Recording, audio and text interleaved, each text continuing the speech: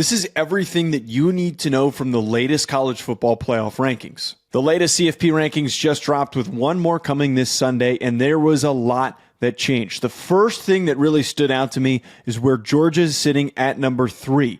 Georgia has a really nice path and opportunity to land as the number 2 team if Indiana were to lose to Ohio State in the Big Ten championship game. It's been a pretty rapid rise for Georgia in recent weeks, and they're being rewarded. Texas A&M tumbled all the way down to 7 after they've dropped their last game against Texas. Oregon, Ole Miss, and Texas Tech are all ahead of them, and Texas A&M got completely hosed by the fact that they ended up playing poorly against Texas. Ole Miss was not penalized whatsoever for losing Lane Kiffin, which is even more interesting when we compare the fact that Ole Miss is sitting ahead of Texas A&M.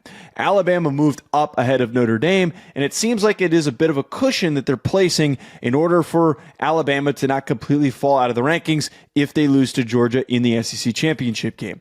Notre Dame still sits at 10, which is controversial because a lot of people believe that Miami should be ahead of them because of the head-to-head, but ultimately it's a little bit more of a complex picture than that. And then lastly, we have Vanderbilt getting the most hosed with the latest ranking. They're sitting at 14. Texas moved up above them at 13 despite having a really bad loss to Florida on their resume and a worse record.